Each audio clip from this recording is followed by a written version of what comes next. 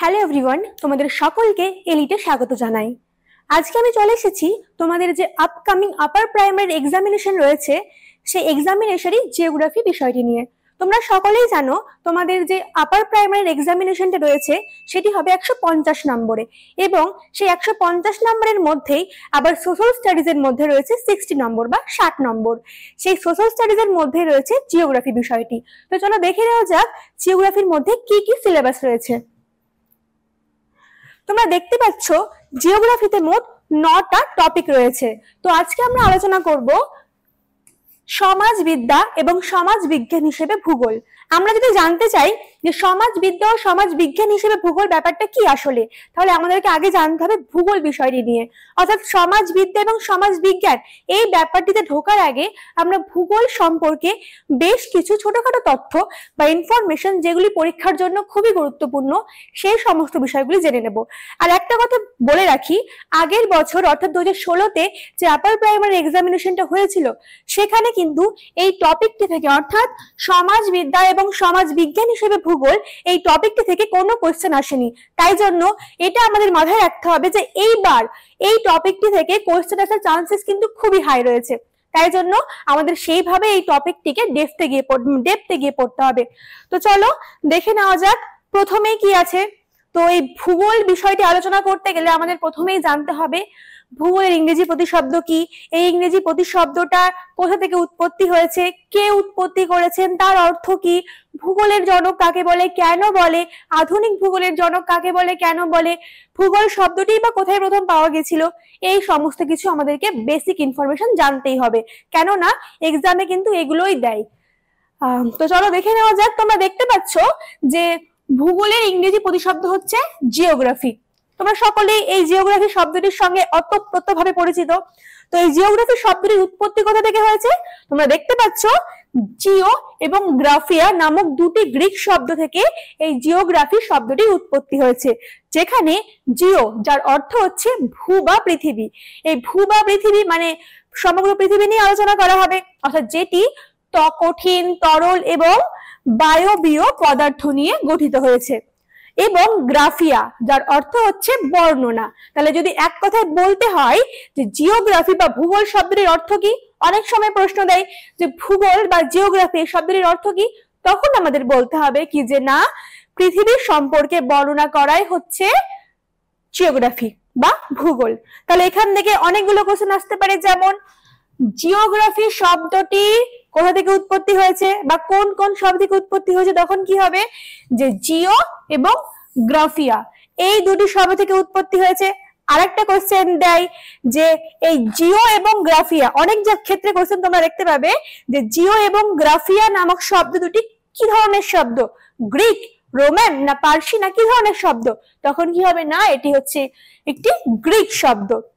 আবার আরেকটা কোশ্চেন দেয় যে জিও এবং গ্রাফিয়া এর অর্থ কি, তখন তোমরা বলবে কি না জিও এর অর্থ হচ্ছে পৃথিবী। অনেক জায়গায় পৃথিবীর জায়গায় ভূ লেখা থাকতে পারে, এটা কিন্তু আমাদের কনফিউজ হলে চলবে না, ভূও যা পৃথিবীও তা। তাহলে জিও এর অর্থ হচ্ছে কি পৃথিবী, এবং গ্রাফিয়া শব্দের অর্থ হচ্ছে বর্ণনা। তো এক কথায় বলা যেতে পারে পৃথিবীর সম্পর্কে যা কিছুই বর্ণনা করা হোক না কেন, অর্থাৎ পৃথিবীর অভ্যন্তর ভাগ, পৃথিবীর উপরিভাগ, আমরা যেখানে বাস করি এটা পৃথিবী হলে আমরা নিশ্চয়ই ওপরে বাস করি, তাহলে পৃথিবীর উপরিভাগ সম্পর্কে আলোচনা হোক, পৃথিবীর অভ্যন্তর ভাগ, বা যখন তোমরা পৃথিবীর অভ্যন্তর নিয়ে পড়বে তখন জানতে পারবে, বা নেক্সট ক্লাসে যেগুলো আমি করাবো তখন তোমরা জানতে পারবে, অর্থাৎ কোর আছে বা কেন্দ্রমণ্ডল, গুরুমণ্ডল, তারপরে ভূত্বক, এই সমস্ত কিছু নিয়ে আলোচনা, পৃথিবীর উপরিভাগের সমস্ত বিষয় নিয়ে, অভ্যন্তর ভাগের সমস্ত বিষয় নিয়ে আলোচনা করাই হচ্ছে কি না ভূগোলের মানে ভূগোল শব্দের অর্থ হচ্ছে কি পৃথিবীর বর্ণনা। তাহলে পৃথিবী সম্পর্কে সমস্ত কিছু বর্ণনাই এর মধ্যে পড়বে। এইবার আমরা দেখব যে এই ভূগোল শব্দটির উল্লেখ প্রথম কোথায় পাওয়া যায়। অনেক ক্ষেত্রে অনেক কিছু দেখাবে, কিন্তু অ্যাকচুয়ালি হচ্ছে ভূগোল শব্দটি বা জিওগ্রাফি শব্দটির প্রথম উল্লেখ পাওয়া যায় এই সূর্য সিদ্ধান্ত নামক গ্রন্থটিতে। এটি একটি জ্যোতির্বিদ্যা সংক্রান্ত গ্রন্থ। এবার তোমরা আমাকে জিজ্ঞেস করতে পারো যে ম্যাম এই সূর্য সিদ্ধান্ত গ্রন্থটির লেখক কে, রাইটারকে, স্বাভাবিক প্রশ্ন আসতেই পারে। কিন্তু তোমাদের বলে রাখি, এই জ্যোতির্বিদ্যা সংক্রান্ত যে গ্রন্থটি রয়েছে অর্থাৎ সূর্য সিদ্ধান্ত গ্রন্থ, এই গ্রন্থের যে অ্যাকচুয়াল রাইটারকে বা লেখককে সেটা কিন্তু অজানা। কথিত আছে বা বলা যায় প্রাচীন কালে অনেক পণ্ডিতগণ দেবদেবীদের নিয়ে বিভিন্ন তথ্য এই গ্রন্থটিতে লিপিবদ্ধ করেছিলেন। সেখানেই সর্বপ্রথম ভূগোল সম্পর্কে জানা যায় বা পরিচয় পাওয়া যায়। তাহলে যদি কখনো কোয়েশ্চেন আসে যে সূর্য সিদ্ধান্ত গ্রন্থটির লেখককে, কনফিউজ করার জন্য দেবে অনেকগুলো রাইটারের নাম দিয়ে দেবে এবং বলবে যে কোনোটিই নয় বা অজানা, তখন কিন্তু তোমাদেরকে সেইভাবে উত্তর করতে হবে। তো তোমরা তো জেনেই গেলে আজকে সূর্য সিদ্ধান্ত গ্রন্থটির লেখক এখনো আমাদের অজানা, যেহেতু প্রাচীনকালে বলা হয় যে অনেক পণ্ডিতগণই একসাথে এই গ্রন্থটি রচনা করেছিলেন, যেটি একটি জ্যোতির্বিদ্যা সংক্রান্ত গ্রন্থ। এই গ্রন্থেই সূর্য সিদ্ধান্ত নামক অর্থাৎ সূর্য সিদ্ধান্ত নামক গ্রন্থেই ভূগোল শব্দটির প্রথম উল্লেখ পাওয়া যায়। কে করেছিলেন এই ভূগোল বিষয় শব্দটির ব্যবহার প্রথম বা জিওগ্রাফি শব্দটির ব্যবহার প্রথম কে করেছিলেন? আমরা হয়তো অনেকেই চিনি বা প্রায় সকলে চিনি, কে না, এরাটোস্থেনিস। আমরা অনেকবার এনার নাম শুনেছি। যে এরাটোস্থেনিস কে ছিলেন? এরাটোস্থেনিস ছিলেন একজন গ্রিক ভূগোলবিদ, যিনি ভূগোল শব্দটি প্রথম ব্যবহার করেছিলেন। এবার শুধু এমন নয় যে তিনি শুধুমাত্র ভূগোল শব্দটি ব্যবহার করেছিলেন, তিনি ভূগোল শব্দটি ব্যবহার করেছিলেন এবং ভূগোল সম্পর্কে অনেক অনেক অনেক গবেষণা করেছিলেন। শুধু তাই নয়, তিনি প্রথম ব্যক্তি যিনি পৃথিবীর পরিধি নির্ণয় করেছিলেন। ইনি হচ্ছেন পৃথিবীর প্রথম ব্যক্তি যিনি পৃথিবীর পরিধি নির্ণয় করেছিলেন। তাও আবার এমনি এমনি নয়, তিনি গাণিতিক পদ্ধতি অবলম্বন করে পৃথিবীর পরিধি নির্ণয় করেছিলেন। অর্থাৎ সেই সময়, সেই প্রাচীনকালে তিনি গাণিতিক সমস্ত নিয়ম মেনে বৈজ্ঞানিক পদ্ধতি অবলম্বন করে পৃথিবীর পরিধি নির্ণয় করেছিলেন। শুধুমাত্র তাই নয়, তিনি বিভিন্ন গ্রন্থও লিখেছিলেন, যে গ্রন্থে ভূগোল সম্পর্কে বিশদ বর্ণনা করেছিলেন এবং বৈজ্ঞানিক উপায়ে ভূগোলের বিভিন্ন বিষয়বস্তুকে বৈজ্ঞানিক উপায়ে ব্যাখ্যা করেছিলেন। এবার ভূগোল সম্পর্কে যদি একজন ব্যক্তি এত কন্ট্রিবিউশন দেয়, তাহলে নিশ্চয়ই তাকে ভূগোলের হর্তা কর্তা বিধাতা বলে জানা যাবে। ঠিক তেমন ভাবেই এরাটোস্থেনিসকেও কি বলা হয়? এরাটোস্থেনিসকে বলা হয় ফাদার অফ জিওগ্রাফি, অর্থাৎ ভূগোলের জনক বলা হয়। এরপরের স্লাইডে তোমরা দেখতে পাবে যে ভূগোলের জনক বলা হয় কাকে? না, এরাটোস্থেনিসকে বলা হয় ভূগোলের জনক। এবার কেন জনক বলা হয় তোমরা এতক্ষণ বুঝতেই পারলে, কেননা ভূগোলে বা ভূগোল বিষয়টিতে এনার কন্ট্রিবিউশন কিন্তু অসীম ছিল, সেই কারণেই এরাটোস্থেনিসকে বলা হয় ভূগোলের জনক। এবার প্রশ্ন আসতে পারে যে ভূগোলের জনক হলেন এরাটোস্থেনিস, যেহেতু ইনি সমগ্র বিশ্ব ব্রহ্মাণ্ডের মধ্যে বা পৃথিবীর মধ্যে ইনি ছিলেন। এবার পৃথিবীর মধ্যে এনেছিলেন। এবার যদি প্রশ্ন দেয় যে ভারতে ভূগোলের জনক কাকে বলা হয়, তখন কি হবে? তখন কি হবে না, ভারতে ভূগোলের জনক বলা হয় কাকে? অনেক ক্ষেত্রে কোশ্চেন আসে, তখন কি হবে? শিবপ্রসাদ চট্টোপাধ্যায়কে বলা হয় ভারতীয় ভূগোলের জনক। শিবপ্রসাদ চট্টোপাধ্যায়কে বলা হয় ভারতীয় ভূগোলের জনক। এবার এরাটোস্থেনিস সম্পর্কে আরো দুই একটা তথ্য জেনে রাখতে হবে, যেমন তিনি কোন দেশের ভূগোলবিদ ছিলেন? তিনি ছিলেন গ্রিক ভূগোলবিদ বা গ্রিক ভৌগোলিক। শুধুমাত্র তিনি ভৌগোলিক ছিলেন না, তিনি ছিলেন একজন জ্যোতির্বিদ, একজন গণিতজ্ঞ, একজন বৈজ্ঞানিক, একজন দার্শনিক। এই সমস্ত একা এই মানুষটি এত এত কাজ করেছেন যে এনাকে সবকিছুর সঙ্গে ইনি যুক্ত ছিলেন। তাই জন্য এনাকে আমি একটু আগে বললাম যে ফাদার অফ জিওগ্রাফি বলা হয়। এবার ইনি পৃথিবীর কিছু কিছু অংশের বিশদ বর্ণনা দিয়েছিলেন, পৃথিবীর পরিধি নির্ণয় করেছিলেন, তাই জন্য এনাকে ভূগোলের জনক বলা হয়।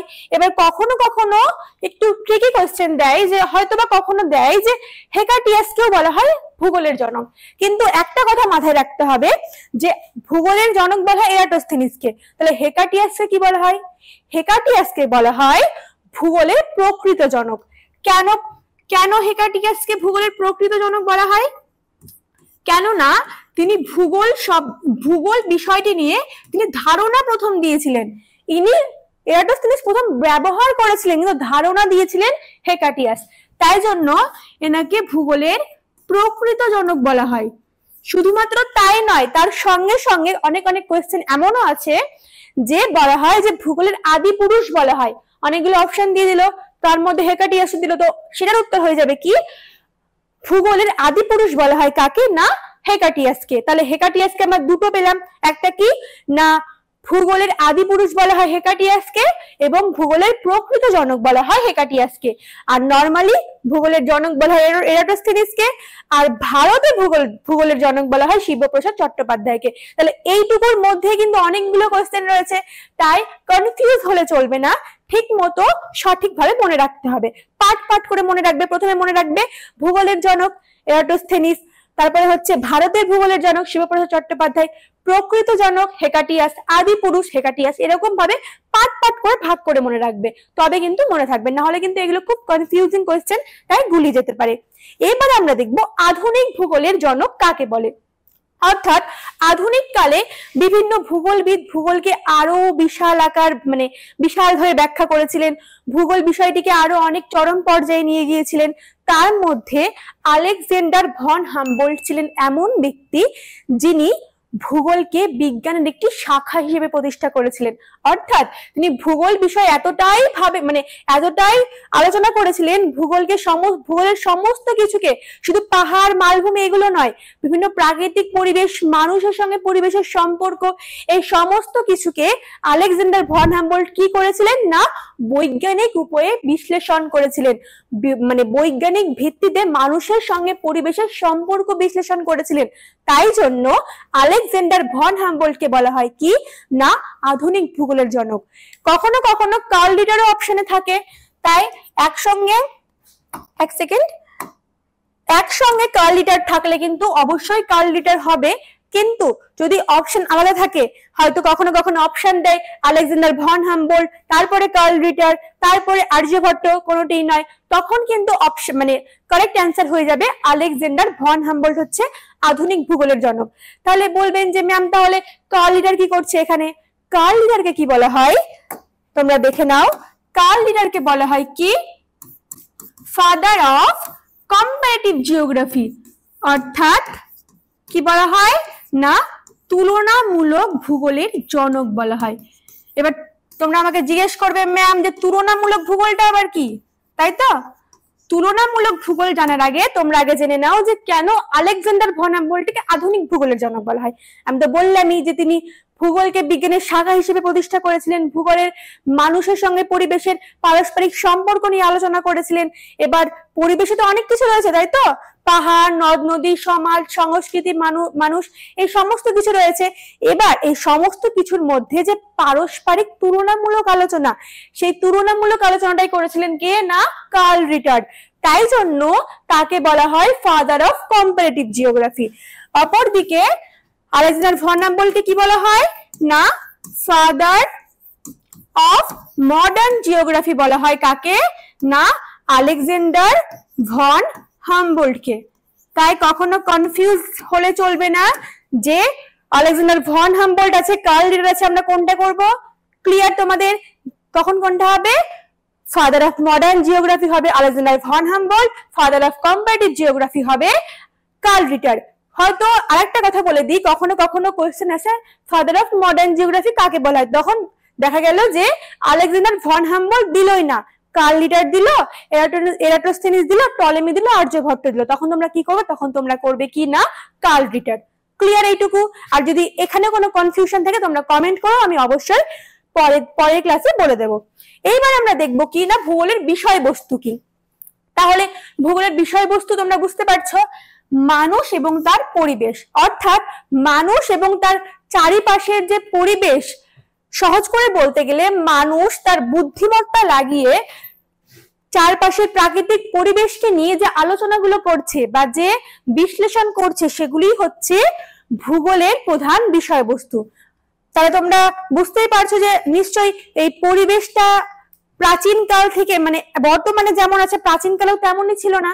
প্রাচীনকালে পরিবেশটা তার নিজের উপায়ে চলতো, তাই তো? কিন্তু বর্তমানে কি হচ্ছে, মানুষ এত পরিমাণে কারিগরি বিদ্যাতে মানে উন্নত হয়ে গেছে, টেকনোলজি এত উন্নত হয়ে গেছে যে মানুষ তার বুদ্ধিমত্তা, তার কার্যক্ষমতা, তার কর্মদক্ষতা সবকিছুকে কাজে লাগিয়ে পরিবেশকে কিভাবে ইউটিলাইজ করতে হয়, কিভাবে চরম পর্যায়ে পৌঁছানো যায়, সেই সমস্ত কিছু আলোচনা করা হয় কোথায় না, ভূগোলে। তাই জন্য ভূগোলের মূল বিষয়বস্তুই হচ্ছে মানুষ এবং তার পরিবেশ। অর্থাৎ তাই জন্যই তো এই যে তুলনামূলক আলোচনার কথা বললাম একটু আগেই, কার্ল লিডারকে বলা হয় তুলনামূলক ভূগোলের জনক। তাহলে মানুষের সঙ্গে এই পরিবেশের যে পারস্পরিক সম্পর্ক বা তুলনামূলক সম্পর্ক বলা যেতে পারে, এই সমস্ত কিছুই হচ্ছে ভূগোলের আলোচনার মূল বিষয়বস্তু। এরপরে আমরা দেখবো কিনা ভূগোলের সংজ্ঞা কি, তাই তো? তাহলে ভূগোলের সংজ্ঞা কি হতে পারে? আমরা ছোটবেলায় কি জানতাম, ভূগোল মানে কি? নিশ্চয়ই ভূগোল শব্দটি বলতে গেলে আমাদের মনের মধ্যে কিছুটা ভেসে আসতো। আমরা যে কোনো ওয়ার্ড বললে আমরা কিছু একটা মানে মনের মধ্যে একটা কোন একটা দৃশ্য ভিজিবল হয়, তাই তো? ঠিক তেমনই যদি আমি বলি ভূগোল, তাহলে আমাদের মনের মধ্যে কি ভিজিবল হবে? যে পাহাড়, পর্বত, নদী, মালভূমি, তাই তো? এগুলোই আমাদের চোখের সামনে ভাসছে। কিন্তু অ্যাকচুয়ালি প্রকৃতপক্ষে কি তাই? প্রকৃতপক্ষে তাই নয়। শুধুমাত্র ভূমি, জল, বায়ু, প্রাকৃতিক বৈশিষ্ট্যেরই পার্ট নয় ভূগোল, তার সঙ্গে সঙ্গে কি না, মানুষের সমাজ ও পরিবেশের পারস্পরিক সম্পর্কের পার্ট। অর্থাৎ সেই সবকিছু তো রয়েছে, জলবায়ু রয়েছে, সমুদ্র রয়েছে, পাহাড় রয়েছে, নদী রয়েছে, সবকিছু তো রয়েছে। এই সবকিছুর সঙ্গে মানুষ এবং মানুষের চারপাশের যে পরিবেশ, এই সমস্ত কিছুর যে পারস্পরিক সম্পর্ক, এই সম্পর্কের পার্টটাই হচ্ছে কি ভূগোল। তাহলে এটা নিয়ে ক্লিয়ার হয়ে গেল আশা করি না। ভূগোল কি তাহলে? ভূগোল শুধু পৃথিবীর ভূমি, জল, বায়ু বা প্রাকৃতিক বৈশিষ্ট্যের পার্ট নয়, তার সঙ্গে সঙ্গে মানুষের সমাজ, পরিবেশের পারস্পরিক সম্পর্কের পার্ট। অর্থাৎ মানুষের সঙ্গে, আমরা তো সবাই মানুষ, মানুষের সঙ্গে পরিবেশের যে সম্পর্ক, মানুষ ছাড়া কিন্তু প্রকৃতিও এখন বর্তমানে হয়তো বা অচল। আর প্রকৃতি ছাড়া তো মানুষ মানে অচলই, পুরোটাই অচল। কেননা প্রকৃতি ছাড়া আমরা কোনো কিছুই পাবো না। এখানে যা যা রয়েছে সবকিছুই কোনো না কোনো ভাবে, প্রত্যক্ষ হোক বা পরোক্ষ হোক, কোনো না কোনো ভাবে কিন্তু প্রকৃতির সঙ্গে রিলেটেড। তাই জন্য প্রকৃতিকে কিন্তু অবজ্ঞা করলে একদমই চলবে না। কিন্তু আর এখন বর্তমানে পরিস্থিতি, টেকনোলজি এতটাই ডেভেলপ হয়ে গেছে যে প্রকৃতিকেই কন্ট্রোল করছে মানুষ। কিন্তু পুরোনো দিনে কি হতো, প্রাচীন যুগে প্রকৃতি কন্ট্রোল করতে মানুষকে। হয়তো কোথাও আগে তো কৃষিভিত্তিক সমাজ ছিল, বৃষ্টি না হলে মানুষের পেট চলতো না, বৃষ্টি হলে ভালো ফসল হবে না, ভালো ফসল না হলে কি করে পেট চলবে, তাই না? কিন্তু বর্তমানে পরিস্থিতি একেবারে উল্টো হয়ে গেছে, এখন মানুষই কন্ট্রোল করছে প্রকৃতিকে। খুব বাজে পরিস্থিতির দিকে যাচ্ছে। তো আজকে আমাদের মেন টপিক ছিল কি, সমাজবিদ্যা এবং সমাজ বিজ্ঞান হিসেবে ভূগোল। এবার সমাজবিদ্যা এবং সমাজ বিজ্ঞান হিসেবে ভূগোলকেই কেন আলোচনা করা হচ্ছে, কেন জীবন বিজ্ঞানকে আলোচনা করা হচ্ছে না, কেন গণিতকে আলোচনা করা হচ্ছে না, তাই তো? তাহলে এই সমাজের সঙ্গেই কিন্তু ভূগোল বিষয়টা ওতপ্রোতভাবে জড়িত, তাই তো? আমরা তো সমাজেই বাস করছি। এবার আমরা কোন সমাজে বাস করছি?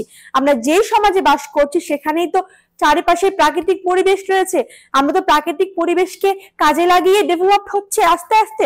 তাই জন্য কিন্তু সমাজবিদ্যার সঙ্গে ভূগোলের কানেকশনটা একটু বেশি অন্যান্য সাবজেক্টের তুলনায়। তাহলে এই ভূগোলকে দুই রকম ভাবে আলোচনা করা যায়। একটা হচ্ছে সমাজবিদ্যা হিসেবে ভূগোল, আর একটা হচ্ছে সমাজ বিজ্ঞান হিসেবে ভূগোল। তো এই দুটো বিষয়ে একটু ডেপথে যাওয়ার আগে ভূগোল বিষয়ে যেগুলো আরো কয়েকটা বেসিক ইনফরমেশন আমাদের জানা দরকার, যেগুলো না জানলেই নয়, সেগুলো জেনে নিই। এইবারে আমরা দেখব ভূগোলের প্রয়োজনীয় বিষয় কি। তাহলে কোন বিষয়টা সব থেকে ভূগোলের প্রয়োজন? তোমরা যারা জিওগ্রাফিতে অনার্স করেছো তারা খুব ভালোভাবে জানবে যে ভূগোলে আমরা কি করতাম অনার্সে, যে না কোনো স্থানে গিয়ে, অর্থাৎ কোনো নির্দিষ্ট স্থানে গিয়ে সেই স্থান সম্পর্কে জানার জন্য আমরা ফিল্ড সার্ভে করতাম।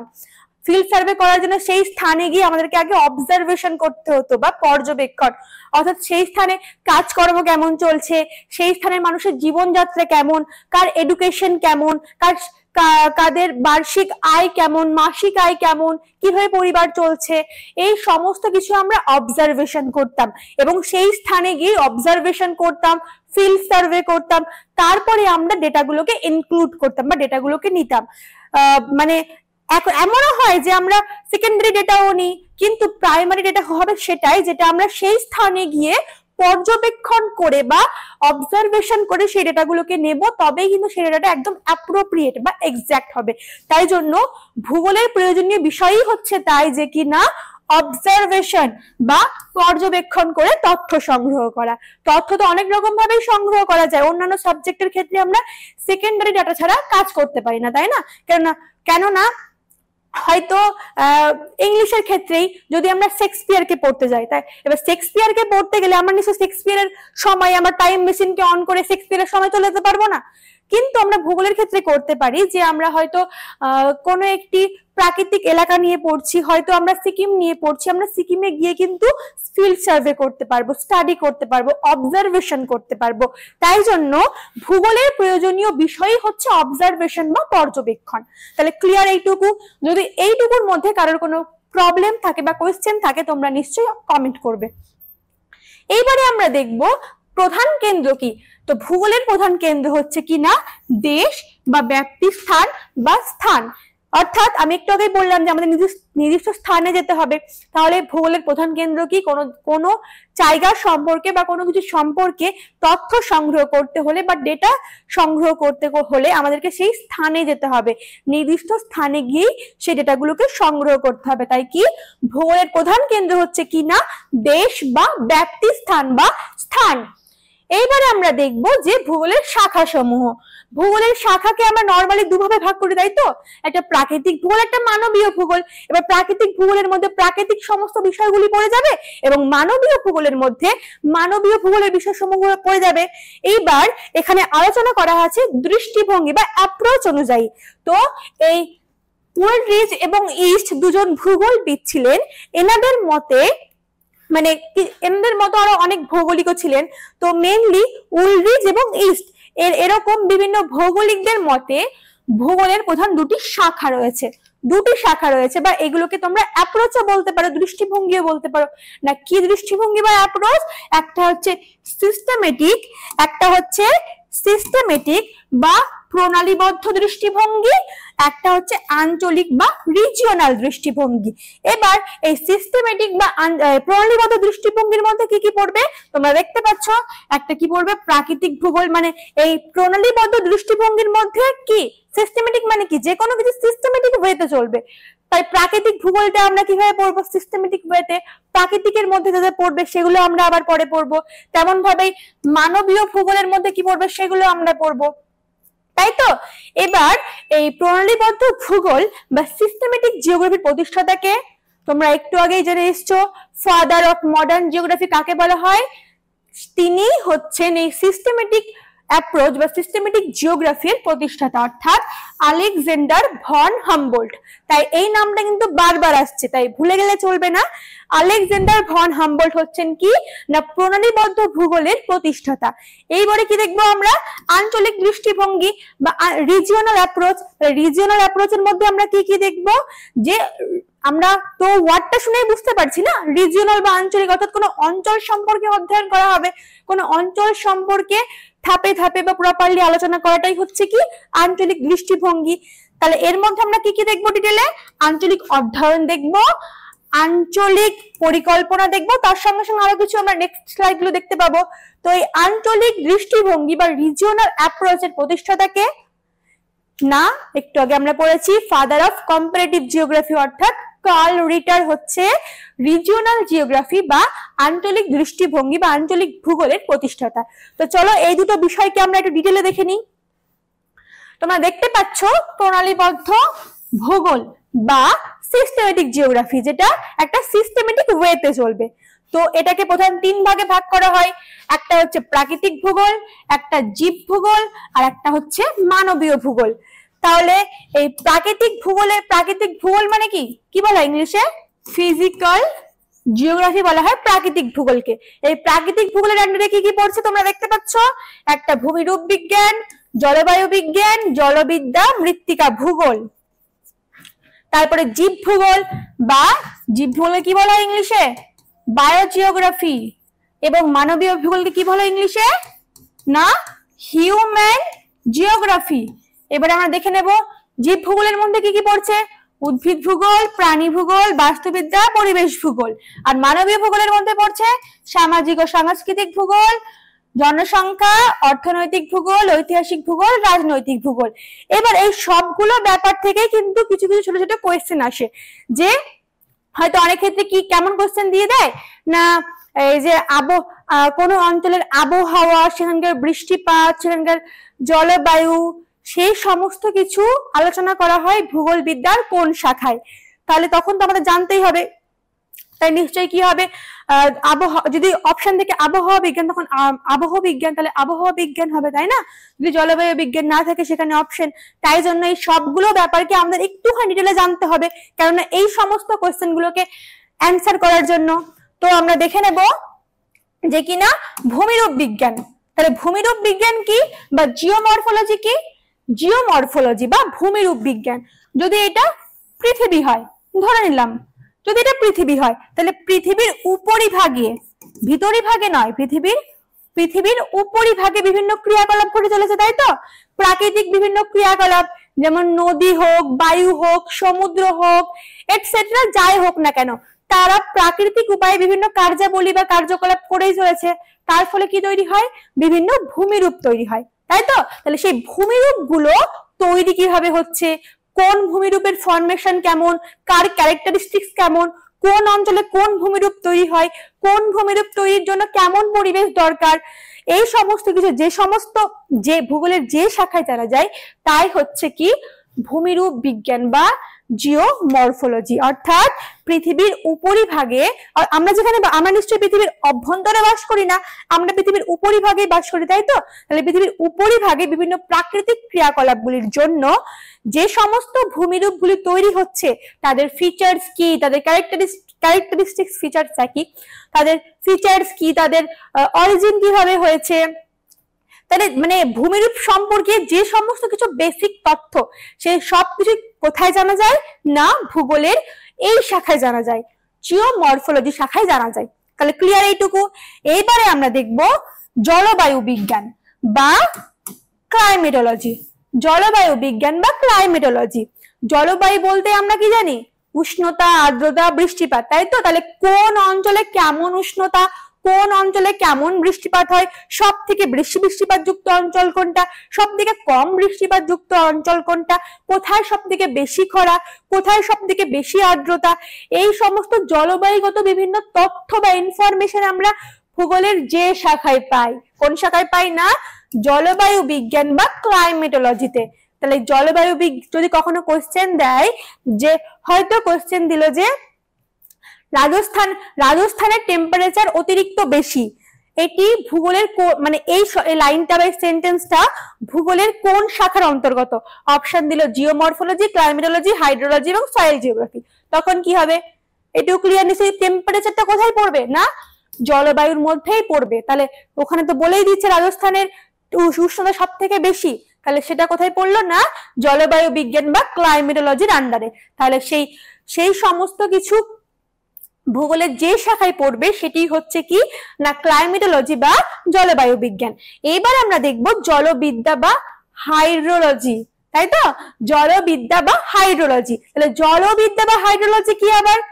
যেখানে জলবিদ্যা বলতে সমুদ্র হোক, নদ নদী হোক, তারপরে সমুদ্র তরঙ্গ, বিভিন্ন ওয়াটার সাইকেল, কিভাবে জল তৈরি হচ্ছে, কিভাবে সেটা কঠিনে পরিণত হচ্ছে, কিভাবে সেটা আবার তরলে, কিভাবে সেটা আবার ইভাপোরেট হয়ে ফিরে যাচ্ছে, এই সমস্ত কিছু বা এই ওয়াটার সাইকেলটাই বা কিভাবে চলছে, কোথায় কতটা বেশি পরিমাণে জল আছে, মানে জল সংক্রান্ত যে কোনো রকম ইনফরমেশন বা তথ্য আমরা ভূগোলের যে শাখায় পাই সেটি হচ্ছে কি না জলবিদ্যা বা হাইড্রোলজি। ক্লিয়ার এইটুকু। তারপরে আমরা দেখবো কি না মৃত্তিকা ভূগোল বা সয়েল জিওগ্রাফি। ভীষণ দারুণ একটি টপিক এটা, মৃত্তিকা ভূগোল বা সয়েল জিওগ্রাফি, যেখানে আমরা দেখতে পাবো বিভিন্ন ধরনের মৃত্তিকা সম্পর্কে, কোথায় পলি মৃত্তিকা, কোথায় বেলে মৃত্তিকা, কোথায় কাদা মৃত্তিকা, মানে মৃত্তিকার ভেরিয়েশন আমরা দেখতে পাবো। আমরা তো নর্মাল মৃত্তিকা দেখতে পাই, যখন আমরা মৃত্তিকা ভূগোল পড়বো মৃত্তিকার যে কত ভেরিয়েশন হতে পারে, কোন মৃত্তিকার পিএইচ লেভেল কত, কোন মৃত্তিকায় কোন চাষ ভালো হয়, ফসল কোন মৃত্তিকায় চাষ ভালো হয়, মৃত্তিকা ক্ষয় কত ধরনের হতে পারে, কোন কোন কারণে মৃত্তিকা ক্ষয় হয়, মৃত্তিকা ক্ষয় হলে কি কি ক্ষতি হতে পারে, তার জন্য কি কি মিটিগেশন নেওয়া প্রয়োজন, এই সমস্ত কিছু আমরা কোথায় পড়বো না মৃত্তিকা ভূগোলে পড়বো বা সয়েল জিওগ্রাফির আন্ডারে পড়বো। এইবারে আমরা দেখবো জীব ভূগোল বা বায়োজিওগ্রাফি, যেখানে জীবমণ্ডল সম্পর্কে সমস্ত কিছু আলোচনা করা হবে। তাই জীব ভূগোলকে আবার 4 ভাগে ভাগ করা হয়েছে। একটা হচ্ছে উদ্ভিদ ভূগোল বা প্ল্যান্ট জিওগ্রাফি। উদ্ভিদ ভূগোল বা প্ল্যান্ট জিওগ্রাফিতে কি করা হবে না উদ্ভিদ সংক্রান্ত সকল আলোচনা করা হবে। কোথায় উদ্ভিদ ভূগোলে, যেমন কোথায় উদ্ভিদ বেশি পরিমাণে জন্মায়, কোন উদ্ভিদ বেশি, অর্থাৎ কোথাও চিরহরিত বনভূমি রয়েছে, কোথাও আবার ক্রান্তীয় বনভূমি রয়েছে। তাহলে এই সমস্ত কিন্তু উদ্ভিদ ভূগোলের আন্ডারেই পড়ছে। তারপরে কোথায় কোন উদ্ভিদ একেবারে বিলুপ্ত হয়ে গেছে বা এক্সটিংক্ট হয়ে গেছে, কোনটা এক্সটিংক্ট হতে চলেছে, কোনটার কোনো সম্ভাবনাই নেই এক্সটিংক্ট হওয়ার, এই সমস্ত কিছু আমরা কোথায় পড়বো না উদ্ভিদ ভূগোল বা প্ল্যান্ট জিওগ্রাফির আন্ডারে পড়বো। ভূগোলের এই শাখার মধ্যেই আমরা এই সবকিছু পড়বো। এইবার দেখবো প্রাণী ভূগোল বা অ্যানিমাল জিওগ্রাফি। আমরাও তো প্রাণী, তাহলে এই প্রাণী ভূগোলের মধ্যে আমাদেরকে নিয়েও আলোচনা করা আছে, মানুষ নিয়ে, ভেরিয়েশন অফ অ্যানিমালস। তাহলে সবকিছু নিয়ে এই এত রকম যে প্রাণী প্রজাতি তো কম নয় আমাদের পৃথিবীতে, সমস্ত ধরনের প্রাণী নিয়ে ভূগোলের যে শাখায় আলোচনা করা আছে, কোন প্রাণী কোন পরিবেশে বেঁচে থাকতে পারে, কোন প্রাণীর বেঁচে থাকার জন্য কতটা পরিমাণ টেম্পারেচার দরকার, সেটা তো পড়ে গেল আবার জলবায়ু বিজ্ঞানের মধ্যে টেম্পারেচার, তাই তো। তাহলে এই প্রাণী সংক্রান্ত যে কোনো তথ্যই আমরা ভূগোল বিদ্যার যে শাখাতে পড়বো সেটা হচ্ছে কি না প্রাণী ভূগোল বা অ্যানিমাল জিওগ্রাফি। আশা করি বোঝা গেছে। এইবারে আমরা দেখবো বাস্তুবিদ্যা বা ইকোলজি। ইকোলজি কি, বাস্তুবিদ্যা কি? আমরা কোথায় বাস করছি, একটা নির্দিষ্ট একটা ইকোসিস্টেমের মধ্যে রয়েছি, তাই তো। আমরা নির্দিষ্ট একটা ইকোসিস্টেমের মধ্যে রয়েছি, তাহলে একটা ইকোসিস্টেমের মধ্যে প্রাণীও থাকতে পারে, আবার একটা ইকোসিস্টেমের মধ্যে উদ্ভিদও থাকতে পারে। তাই যদি আমরা বাস্তুবিদ্যা বা ইকোলজি পড়ি, অটোমেটিক প্রাণী এবং উদ্ভিদ নিয়ে পড়তেই হবে, কিন্তু ডিটেলে পড়ার জন্য আমাদেরকে আলাদা করে পড়তে হয়। কিন্তু বাস্তুবিদ্যা বা ইকোলজি পড়তে গেলে কিন্তু এই দুটো পোরশনও কভার আপ হয়ে যায়, তাই তো। এবার বাস্তুবিদ্যার মধ্যে কি করে ওরা পড়ছে, বাস্তুবিদ্যার মধ্যে কি রয়েছে, ইকোসিস্টেম রয়েছে, তাই তো, বাস্তুতন্ত্র রয়েছে। এই বাস্তুতন্ত্রের মধ্যেই তো একটা প্রাণী বা উদ্ভিদ থাকে, তাই না। কোশ্চেন খুব আসে যে বাস্তুবিদ্যা বা ইকোলজি শব্দটি প্রথম কে ব্যবহার করেছিলেন। নোট ডাউন করে নাও, আর্নেস্ট হেকেল। কত খ্রিস্টাব্দে না 1859 সালে। কে করেছিলেন না আর্নেস্ট হেকেল। কোশ্চেনটা ভীষণই ইম্পর্টেন্ট, খুব আসে পরীক্ষাতে, যে ইকোলজি শব্দটি কে ব্যবহার করেন না আর্নেস্ট হেকেল করেছিলেন। কত সালে? 1859 খ্রিস্টাব্দে। এইবার আমরা দেখবো যে পরিবেশ ভূগোল বা এনভায়রনমেন্টাল জিওগ্রাফি। তাহলে যখন আমি বললাম তোমাদেরকে যে বাস্তুবিদ্যা পড়লে এই দুটো টপিক অর্থাৎ প্রাণী ভূগোল এবং উদ্ভিদ ভূগোল এই দুটো টপিক অটোমেটিক কভার আপ হয়ে যাবে, পুরোটা না হলেও স্লাইড, তাই তো। তেমন ভাবে যদি আমরা এনভায়রনমেন্টাল জিওগ্রাফি পড়ি বা পরিবেশ ভূগোল পড়ি, তবে কিন্তু অটোমেটিক এইটা এইটা এইটা এই তিনটে টপিক অটোমেটিক কভার হয়ে যাবে। কি করে? পরিবেশের মধ্যেই তো একটা বাস্তুতন্ত্র ক্রিয়েট হচ্ছে রে বাবা, তাই না। যদি আমরা দেখি এটা একটা, কালারটা হোয়াইট করি, যদি আমরা দেখি এটা একটা পরিবেশ, তাই তো। একটা পরিবেশের মধ্যে এইখানে একটা বাস্তুতন্ত্র রয়েছে, এইখানে একটা বাস্তুতন্ত্র রয়েছে, এখানে একটা, এরকম ভাবে ভেরিয়াস অফ বাস্তুতন্ত্র থাকে। হয়তো কোনোটা জলের বাস্তুতন্ত্র, কোনোটা উদ্ভিদের বাস্তুতন্ত্র, তাই না। এরকম অনেক বাস্তুতন্ত্র থাকে। তাহলে পরিবেশ ভূগোল যদি এটা পুরোটা পরিবেশের মানে পোরশন হয়, তাহলে এর মধ্যে তো একটা বাস্তুতন্ত্র রয়েছে। তাহলে এর মধ্যে হয়তো এটা প্রাণীর বাস্তুতন্ত্র, এটা হয়তো উদ্ভিদের বাস্তুতন্ত্র। তাহলে তোমরা এইটুকু তো ক্লিয়ার, তাই না, যে পরিবেশ ভূগোল পড়লে অটোমেটিক এই তিনটে বিষয় বা ব্যাপার কভার আপ হয়ে যাবে, তাই তো। তাহলে নিশ্চয়ই এইটুকু তো কোনো প্রবলেম নেই। পরিবেশ ভূগোলে কি আলোচনা করা হবে? পরিবেশ ভূগোলে সমস্ত কিছু আলোচনা করা হবে। পরিবেশের মধ্যে যে বাস্তুতন্ত্র রয়েছে, ইকোলজিক্যাল নিচ রয়েছে, বায়োম রয়েছে, মানুষ রয়েছে, প্রাণী রয়েছে, উদ্ভিদ রয়েছে, সমস্ত কিছু আলোচনা করা হবে। কোথায় না পরিবেশ ভূগোলের আন্ডারে, তাই তো। এইবার আমরা দেখব মানবীয় ভূগোল। এবার আমরা কি দেখব না মানবীয় ভূগোল সম্পর্কে দেখব। তাহলে মানবীয় ভূগোল বা হিউম্যান জিওগ্রাফি কি? যেখানে মানুষ সম্পর্কে, মানুষের বিভিন্ন ক্রিয়াকলাপ বা কাজকর্ম সম্পর্কে আলোচনা করা হয়, সেটাকেই বলা হয় কি না হিউম্যান জিওগ্রাফি বা মানবীয় ভূগোল। এবার মানবীয় ভূগোলকে আবার বিভিন্ন ভাগে ভাগে আলোচনা করা হয়। কেন না সিস্টেমেটিক ওয়েতে, প্রণালীবদ্ধ ভূগোল যেহেতু, তাই জন্য মানবীয় ভূগোলকে আবার সিস্টেমেটিক ওয়েতে মানে বিভিন্ন ভাগে ভাগ করে আলোচনা করা হয়। যেমন প্রথমেই কি আছে না সামাজিক ভূগোল বা সাংস্কৃতিক ভূগোল বা কালচারাল জিওগ্রাফি, তাই তো? এবার কালচারাল জিওগ্রাফির আন্ডারে কি পড়বে না সবকিছু, এই যে আমি এখানে পড়াচ্ছি, তাই তো? এটাও কিন্তু কালচারাল জিওগ্রাফির আন্ডারেই পড়ছে। আমাদের ভারত কি একটা বিশাল সংস্কৃতির দেশ, তাই তো? মানে বৈচিত্র্যময় দেশ বা অনেক সংস্কৃতি এখানে মিশে আছে। পাঞ্জাব আছে, পাঞ্জাবের পাঞ্জাবি, তাই না? বাংলার বাঙালি, আসামের অসমিয়া, সমস্ত কিছুই রয়েছে কোথায় না আমাদের ভারতবর্ষে। তাহলে আমাদের ভারতবর্ষ কি একটা কালচারাল স্টেট, কালচারাল কান্ট্রি, তাই তো? তাহলে এই সমস্ত কিছু ক্যালেন্ডারে পড়বে না সংস্কৃতি, যার মধ্যে নাচ গান, শিক্ষকতা, তারপরে আরো গান, এই সমস্ত কিছুই পড়বে ক্যালেন্ডারে না সাংস্কৃতিক ভূগোল বা সমাজের সঙ্গে যেগুলো রিলেটেড রয়েছে সেই সমস্ত কিছুই ক্যালেন্ডারে পড়বে না সামাজিক বা সাংস্কৃতিক ভূগোলের আন্ডারে পড়বে। তারপরে আমরা দেখব জনসংখ্যা ও জনবসতি ভূগোল বা পপুলেশন অ্যান্ড সেটেলমেন্ট জিওগ্রাফি। তো জনসংখ্যা ও জনবসতি ভূগোল বলতে বোঝায় যে কোনো একটি অঞ্চলের বা কোনো একটি স্থানের জনসংখ্যা কত আছে, কতটা বেশি পরিমাণে আছে, কতটা বেশি হলে ওভার হয়ে যাবে, বা কতটা হলে কাম্য জনসংখ্যা হবে, কতটা হলে স্বল্প জনসংখ্যা হবে, জনসংখ্যার সঙ্গে সম্পদের কেমন সম্পর্ক, এই সমস্ত কিছু কোথায় পড়া হয় কিনা জনসংখ্যা ও জনবসতি ভূগোলের আন্ডারে, অর্থাৎ পপুলেশন অ্যান্ড সেটেলমেন্ট জিওগ্রাফিতে পড়া হয় কি এই সমস্ত বিষয় নিয়ে, অর্থাৎ ভূগোলের এই শাখাতে পড়ানো হয় এই সমস্ত বিষয়। এবার আমরা দেখব অর্থনৈতিক ভূগোল বা ইকোনমিক জিওগ্রাফি। অর্থনৈতিক ভূগোল বলতে বা ইকোনমিক জিওগ্রাফি বলতে যেগুলি অর্থনীতির সঙ্গে যুক্ত সেই সমস্ত কাজকর্ম কার আন্ডারে পড়বে না মানবীয় ভূগোলের এই শাখান অর্থনৈতিক ভূগোলের মধ্যে পড়বে। যেখানে যেমন যদি এক্সাম্পল দেওয়া যায় যে কৃষকরা কিসের সঙ্গে যুক্ত না চাষাবাদের সঙ্গে যুক্ত, সেই চাষবাস করছে কি কারণে অর্থনীতির জন্য, তাই তো নিজের জীবন ধারণের জন্য। তাহলে যে মানুষের যে কোনো ধরনের ক্রিয়াকলাপ হোক, যে কোনো কাজকর্ম হোক না কেন, সবকিছুই কার সঙ্গে যুক্ত থাকবে না অর্থনীতির সঙ্গে, এই অর্থনৈতিক ভূগোলের সঙ্গে রিলেটেড। তাহলে এই সমস্ত অর্থনীতি সংক্রান্ত যে কোনো বিষয় ভূগোলের কোন শাখায় আলোচনা করা হয় না অর্থনৈতিক ভূগোল আলোচনা করা হয়, তাই তো? এইবার আমরা দেখব ঐতিহাসিক ভূগোল। ঐতিহাসিক ভূগোলকে ইংলিশে কি বলা হয় না হিস্টোরিক্যাল জিওগ্রাফি। এখন প্রশ্ন আসতে পারে যে ম্যাম এই ঐতিহাসিক ভূগোল ইতিহাস ভূগোল তো আকাশ পাতাল ফারাক, তাই না? এবার ইতিহাস কি আর ভূগোল কি, ইতিহাসের সঙ্গে ভূগোলের কি রিলেশন, কি সম্পর্ক?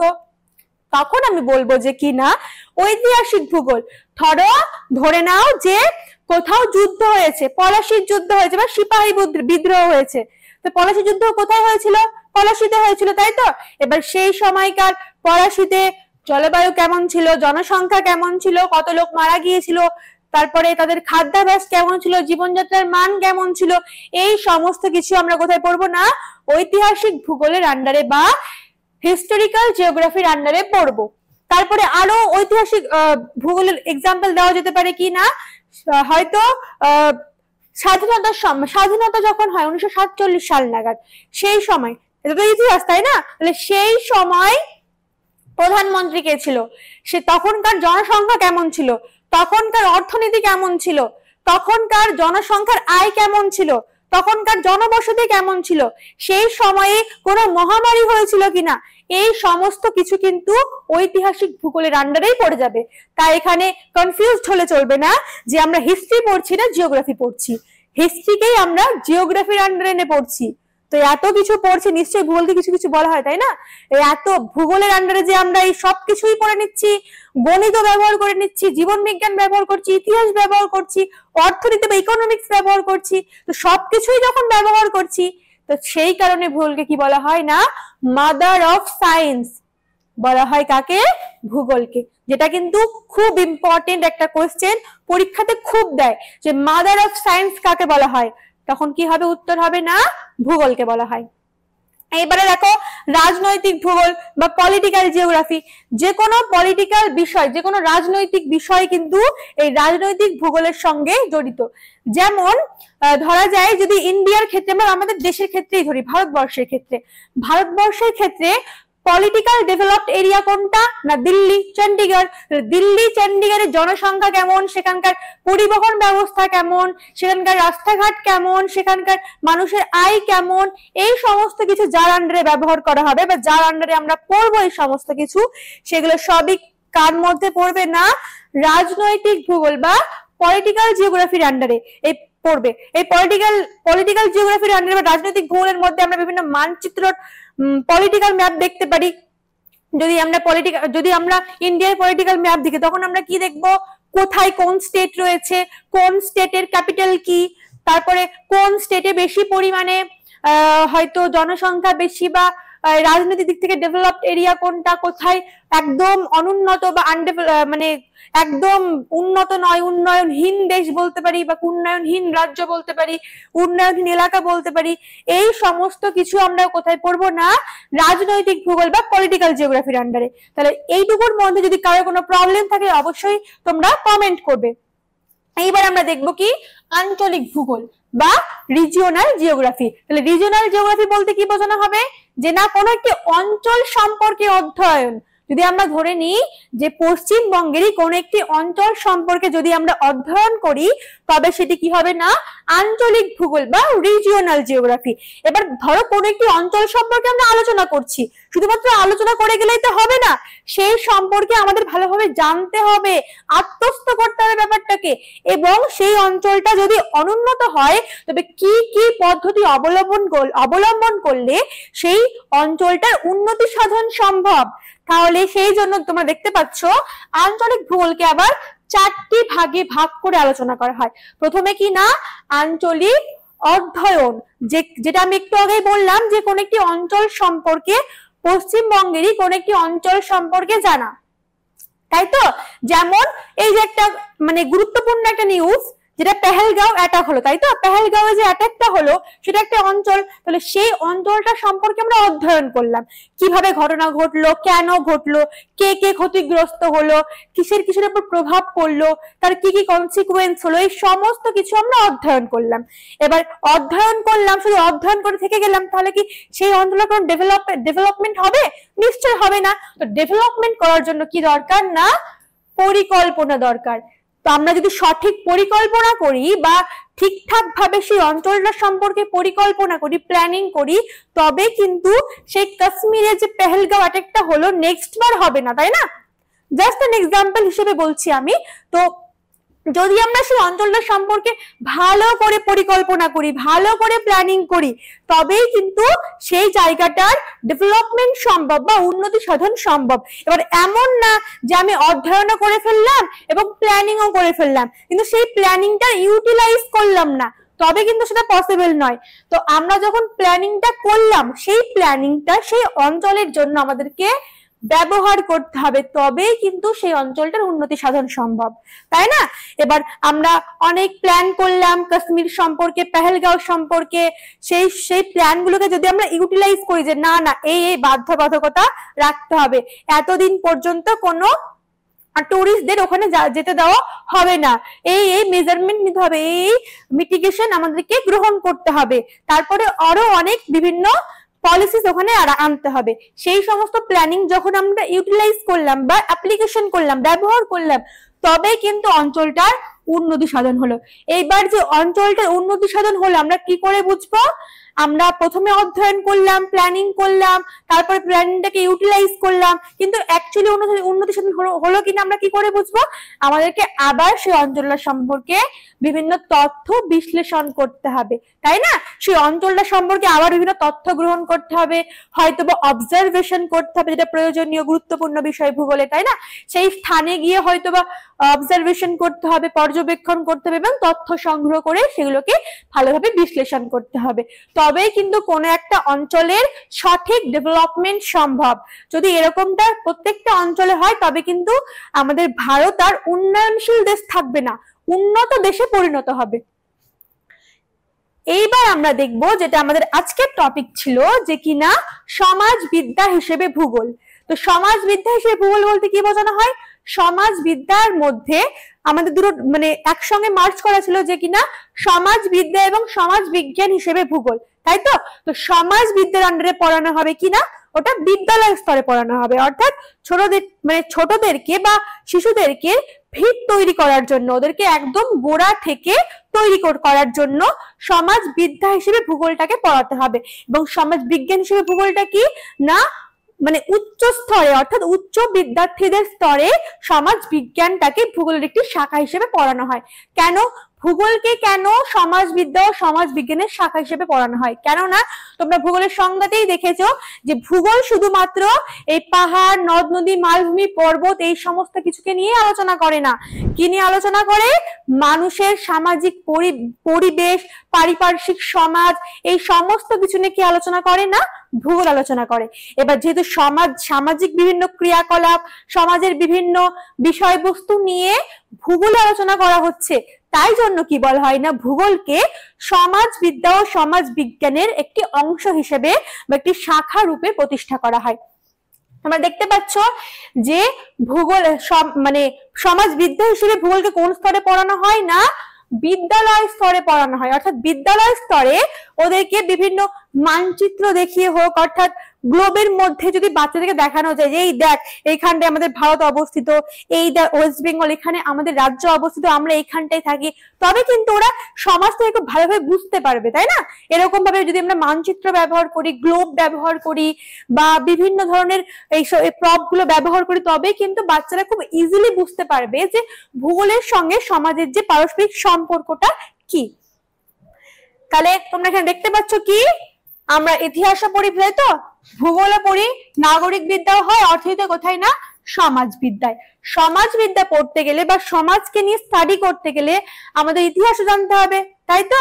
ধরো আমরা মুর্শিদাবাদ নিয়ে জানছি, তাহলে মুর্শিদাবাদে যদি আমরা ইতিহাস না জানি, তাহলে কি আমরা বুঝতে পারবো যে পুরোনো যুগে কি ছিল, তখনকার সমাজ ব্যবস্থা কেমন ছিল, এখনকার সমাজ ব্যবস্থা কেমন, সেই সময়ের সমাজ ব্যবস্থার সঙ্গে এই সময়ের সমাজ ব্যবস্থার কি তুলনামূলক পার্থক্য রয়েছে, এই সমস্ত কিছু জানার জন্য আমাদেরকে ইতিহাস পড়তে হবে। আর ভূগোল তো পড়তেই হবে। এতক্ষণ ধরে আলোচনার পরে এইটুকু তো ক্লিয়ার যে ভূগোল পড়তেই হবে, ভূগোল ছাড়া পৃথিবী অচল, আমরা অচল।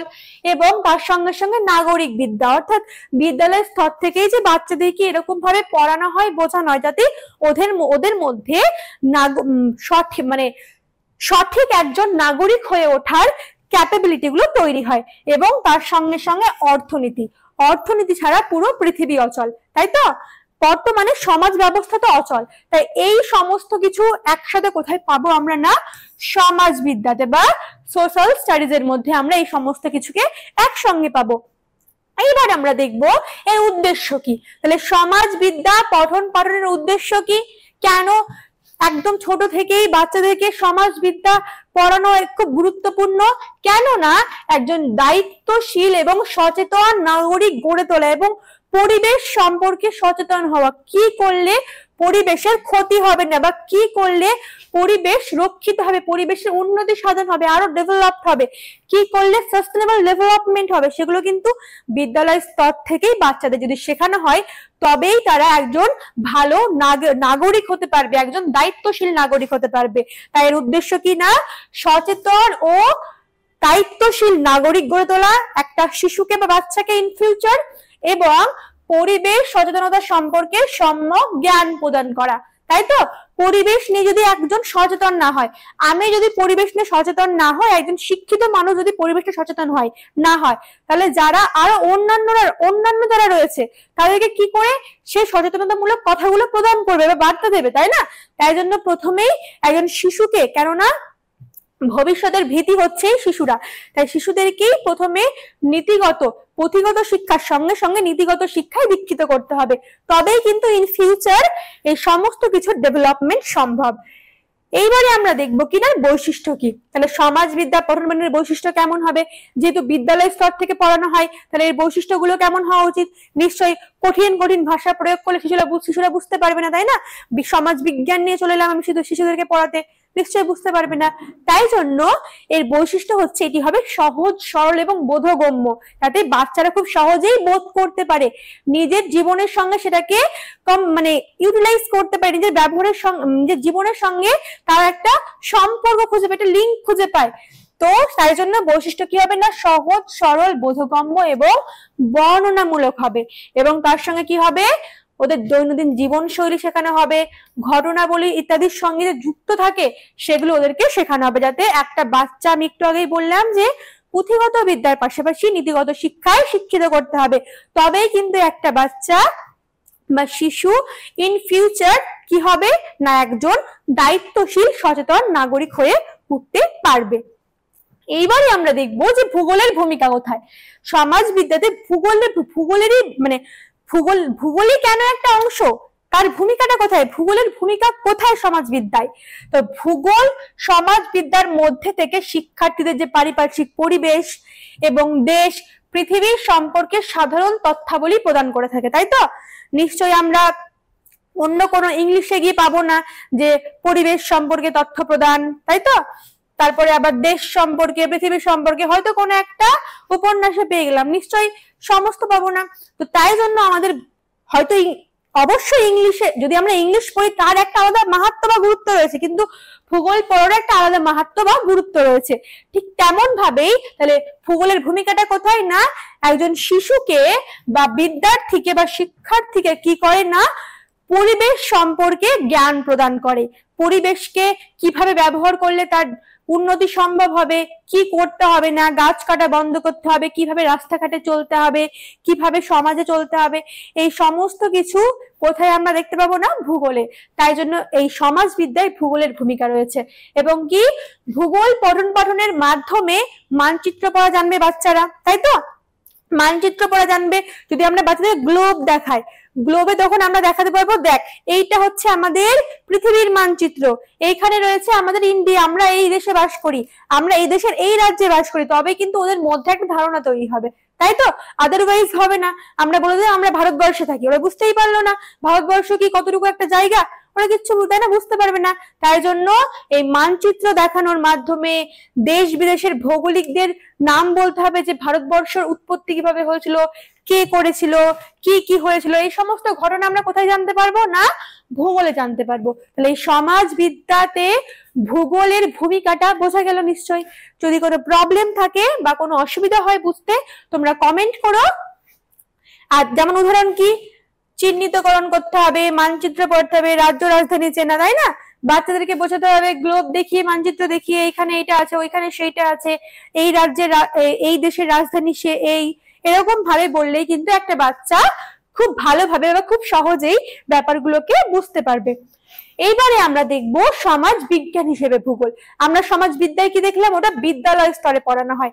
আর সমাজ বিজ্ঞানটা কি না, উচ্চ শিক্ষা ও গবেষণার জন্য সমাজ বিজ্ঞানটাকে পড়ানো হয়, সমাজ বিজ্ঞান হিসেবে ভূগোলকে পড়ানো হয়, তাই তো? মানে ভূগোলকে সমাজ বিজ্ঞান হিসেবে পড়ানো হয়, একই ব্যাপার। তাহলে অর্থটা কি না, মানুষের সমাজকে বৈজ্ঞানিক ভাবে বিশ্লেষণ করা, তাই তো? মানুষের সঙ্গে সমাজের পারস্পরিক সম্পর্কটা কি, কিভাবে মানুষ এবং সমাজ ইন্টারলিঙ্ক রয়েছে, সেই সমস্ত কিছু বৈজ্ঞানিক ভাবে বিশ্লেষণ করা হয় কোথায় না, সমাজ বিজ্ঞানে। এগুলো কিন্তু বাচ্চাদেরকে বোঝালে বা পড়লে ওরা বুঝতে পারবে না, তাই জন্য এগুলো উচ্চ শিক্ষা ও গবেষণা স্তরে স্টুডেন্টদের বা ছাত্রছাত্রীদের বা শিক্ষার্থীদের বোঝানো হয়, যাতে তারা খুব সহজেই ব্যাপারগুলোকে আত্মস্থ করতে পারে। এর উদ্দেশ্য কি তাহলে? এর উদ্দেশ্য হচ্ছে সমাজ ও পরিবেশের সম্পর্ক বিশ্লেষণ করা, তাই তো? সমাজের সঙ্গে পরিবেশের সম্পর্কটা কোথায় সেটা বিশ্লেষণ করতে হবে এবং বৈজ্ঞানিক জ্ঞান প্রদান করতে হবে, বা বৈজ্ঞানিক ভাবে এই দুটোর সম্পর্ক, যেটা কে প্রমাণ করেছিল না, আলেকজান্ডার ভন হাম্বোল্ট দিয়েছিলেন, বিজ্ঞানের শাখা হিসেবে প্রতিষ্ঠা করেছিলেন ভূগোলকে, তাই জন্য তো ওনাকে আবার ফাদার অফ মডার্ন জিওগ্রাফি বলা হয়। তাহলে এখানে আমরা এর উদ্দেশ্য কি দেখতে পাচ্ছি, সমাজ ও পরিবেশের মধ্যে যে সম্পর্ক আছে সেই সম্পর্কটাকে বিশ্লেষণ করতে হবে। কিভাবে সম্পর্ক আছে সমাজের সঙ্গে পরিবেশের? খুবই সিম্পল, যে কোনো ভাবে সমাজের সঙ্গে পরিবেশের সম্পর্ক রয়েছে। যেমন যদি আমি এক্সাম্পল দিই, আমরা যে এখানে পড়াচ্ছি বা যে কোনো আমরা যাই ব্যবহার করি না কেন, সেই সবকিছু কিসের মানে কিসের অন্তর্ভুক্ত, সেগুলো সমাজের অন্তর্ভুক্ত। আর আমরা যা যা ব্যবহার করছি সেই সমস্ত কিছু আমরা কোত্থেকে পাই? প্রত্যক্ষভাবে না হলেও কিন্তু আমরা পরোক্ষভাবে সেই প্রকৃতিকেই ব্যবহার করছি। এই যে ইলেকট্রিসিটি, নিশ্চয়ই আমরা প্রকৃতিকেই ব্যবহার করছি, প্রত্যক্ষভাবে না হলেও পরোক্ষভাবে, তাই তো? এইভাবেই যে কোনো বিষয় এই সমাজের সঙ্গে পরিবেশের যে পারস্পরিক সম্পর্ক, এই সম্পর্কটা আলোচনা করা হয় কোথায় না, মানে সমাজ বিজ্ঞানে, যেটি ভূগোল, মানে ভূগোলকে সমাজ বিজ্ঞান হিসেবে ধরা হয় সেই কারণে, কারণ এখানে সমাজের সঙ্গে পরিবেশের যে কোনো ধরনের বিষয়কে খুব ডিটেলে, খুব ভালোভাবে, সূক্ষ্মভাবে বৈজ্ঞানিক ভিত্তিতে আলোচনা করা হয়। তাহলে এর বৈশিষ্ট্য কি হতে পারে? এটি হবে গবেষণামূলক। অবশ্যই গবেষণা ক্ষেত্রে বৈজ্ঞানিক পদ্ধতি অবলম্বন করতেই হবে। এবার বৈজ্ঞানিক পদ্ধতি অবলম্বন করতে গিয়ে আমি পরিবেশের কথা মাথায় রেখে রাখলাম না, সমাজকে ডেভেলপ করার জন্য আমি বৈজ্ঞানিক পদ্ধতি এতটাই নিয়ে চলে আসতে থাকলাম বা এতটাই গবেষণা করে থাকলাম যে আমি পরিবেশকে ভুলে গেলাম, তবে তো চলবে না, তাই না? সমাজের উন্নতি সাধনের জন্য পরিবেশকে আমরা ব্যবহার করব যাতে পরিবেশটাও স্টেবল থাকে, এমন না যে পরিবেশের আমরা আহামরি মানে মারাত্মক ক্ষতি করে চলে গেলাম। তাই জন্য এটা কি হবে?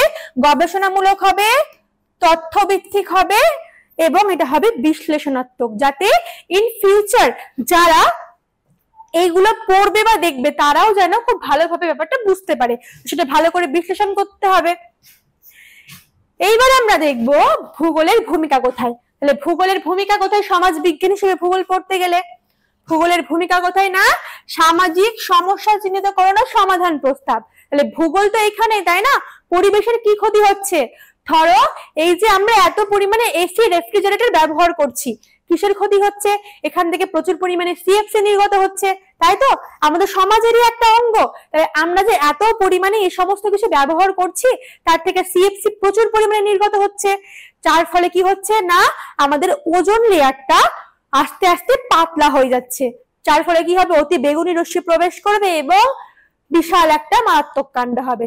এবং দিন দিন কি হচ্ছে, গ্রিন হাউস গ্যাসের পরিমাণ মারাত্মক হারে বাড়ছে, CO2 এর পরিমাণ মারাত্মক হারে বাড়ছে, গাছ তো কেটেই ফেলছে সেই কারণে। তাই জন্য কি হচ্ছে না, ক্লাইমেট চেঞ্জ হচ্ছে, গ্লোবাল ওয়ার্মিং বা বিশ্ব উষ্ণায়ন হতে পারে। এই সমস্ত কিছু প্রবলেমের সলিউশন দেবে কে না, ভূগোল। তাহলে এই সামাজিক সমস্যাগুলোও চিহ্নিতকরণ করবে, আবার এর সমাধান প্রস্তাবও দেবে। তাহলে এখানেই ভূগোলের ভূমিকা রয়েছে। এবং তথ্য পরিসংখ্যানগত মানচিত্র ইত্যাদি ব্যবহার করে গবেষণা করতে হবে, তাই তো? বাচ্চাদেরকে আমরা মানচিত্র দেখাচ্ছিলাম সমাজবিদ্যাতে, সমাজবিজ্ঞানে কি না, তথ্য পরিসংখ্যানগত মানচিত্র, যেখানে শুধুমাত্র ছবি দেখবো না, কোন কোন ইনফরমেশন আছে সেই সময় তথ্য পরিসংখ্যানগত ভাবে ইনক্লুডেড থাকতে হবে এবং সেখান থেকেই গবেষণা করা হবে।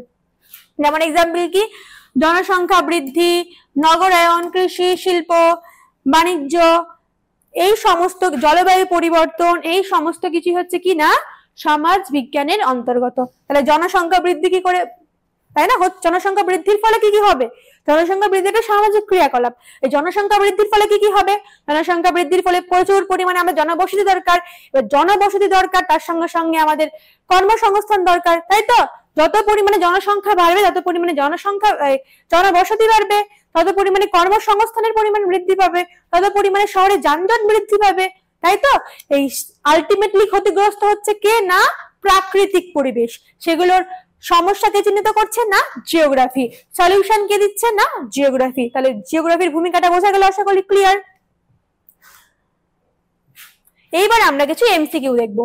তাহলে এখানে আমাদের সমাজ বিজ্ঞান ও সমাজ বিজ্ঞানের ভূগোল টপিকটা শেষ হচ্ছে।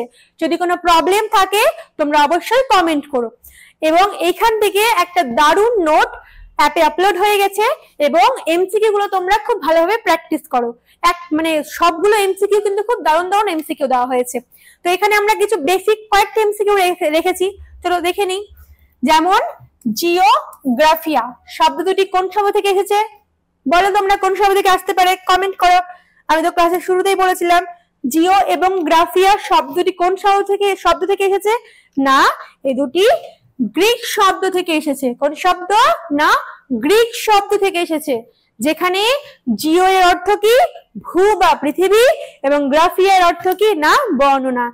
আবার প্রশ্ন আসতে পারে জিওগ্রাফি শব্দটির একসঙ্গে হয়তো অর্থ দিল যে এর অর্থ কি, তখন কি হবে না, পৃথিবীর বর্ণনা। ক্লিয়ার? এইবার আমরা দেখবো কি না, আবহাওয়া ও জলবায়ুর বিভিন্ন উপাদানগুলি, তাই না?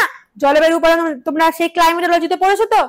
তাহলে আবহাওয়া জলবায়ুর বিভিন্ন উপাদানগুলি যেমন কি উষ্ণতা, বায়ু প্রবাহ, আর্দ্রতা, একটুখানি স্পেলিং মিস্টেক হয়েছে এখানে, উষ্ণতা, বায়ু প্রবাহ, আর্দ্রতা, মেঘ, তুষারপাত ইত্যাদি ভূগোলের যে শাখায় আলোচনা করা, তাই কি বলা হয়? তাহলে এখানে কি জলবায়ু বিজ্ঞান আছে? জলবায়ু বিজ্ঞান নেই। জলবায়ু বিজ্ঞান থাকলে জলবায়ু বিজ্ঞান হতো। এখানে কি আছে? আবহাওয়ার বিভিন্ন উপাদানগুলো দেওয়া আছে, তাই তো? উষ্ণতা, বৃষ্টিপাত, আর্দ্রতা, মেঘ এগুলো দেওয়া আছে। তাহলে এইগুলো ভূগোলের কোন শাখায় আলোচনা করা হয়? মৃত্তিকা ভূগোলে? মৃত্তিকার সঙ্গে এগুলো ইনক্লুডেড? নিশ্চয়ই না। এখানে কোনটা মৃত্তিকার সঙ্গে ইনক্লুড রয়েছে? একটাও না, তাই না? সমুদ্র বিজ্ঞান সমুদ্রের সঙ্গে ইনক্লুড? সমুদ্রের সঙ্গে কোনো সম্পর্ক রয়েছে এগুলোর? না। নদ নদীর সঙ্গে সম্পর্ক রয়েছে? না। তাহলে কার সঙ্গে সম্পর্কিত? না, আবহাওয়া বিজ্ঞানের সঙ্গে সম্পর্কিত, কেননা এই সবকিছু কি এক একটা আবহাওয়ার উপাদান। নেক্সট আমরা দেখে নিই কি, প্রথম পৃথিবীর পরিধি নির্ণয় করেছিলেন কে? খুবই সহজ প্রশ্ন, বলো তোমরা কমেন্ট করো, এটা আমি উত্তর বলবো না, তোমরা কমেন্ট করবে এটার উত্তর কি হবে। প্রথম পৃথিবীর পরিধি নির্ণয় করেছিলেন কে? ক্লাসের প্রথম দিকেই আমি কিন্তু বলে দিয়েছি, মাদার অফ সায়েন্স। আমি ক্লাসের মাঝখানে বলেছিলাম মাদার অফ সায়েন্স কাকে বলা হয়, আর কেনই বা বলা হয়? এই যে ভূগোলে আমরা এত কিছু আলোচনা করছি, ভূগোল এই একটা বিষয়ের মধ্যে আমরা সমস্ত বিষয়কে নিয়ে আলোচনা করছি, তাই জন্য ভূগোলকে কি বলা হয়? সায়েন্সের সমস্ত বিষয়।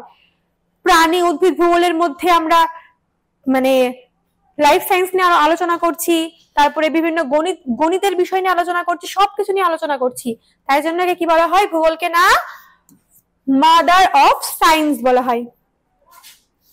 আজকে লাস্ট কোয়েশ্চেন, যে নিম্নলিখিত কোনটি ভূগোলের একটি শাখা নয়? তোমরা ভূগোলের শাখাগুলো দেখে নিয়েছো নিশ্চয়ই। তাহলে ভূগোলের শাখার মধ্যে কি ছিল? জিওমরফোলজি ছিল, জিওমরফোলজি বা ভূমিরূপ বিজ্ঞান নিশ্চয়ই ছিল। ক্লাসটা ভালো করে ফলো করলে তোমরা বুঝতে পারবে জিওমরফোলজি ছিল। বায়োজিওগ্রাফি ছিল, জীব ভূগোল ছিল, নিশ্চয়ই ছিল। কোনটি নয়ের মধ্যে আছে? আরটা কি আছে? বায়োমরফোলজি। বায়োমরফোলজি ছিল, এইটুকু ভেবে বলতো বায়োমরফোলজি ছিল কিনা। তাহলে কোনটা অ্যান্সার হবে? কোনটা অ্যান্সার হবে বলো? না, বায়োমরফোলজি, কারণ বায়োমরফোলজি তো ভূগোলের কোনো শাখা নাই। তাহলে আশা করি ক্লাসটা বোঝা গেছে। যদি কারোর কোনো প্রবলেম থাকে, কোথাও কোনো প্রবলেম থাকে, অবশ্যই কমেন্ট করবে। Thank you so much.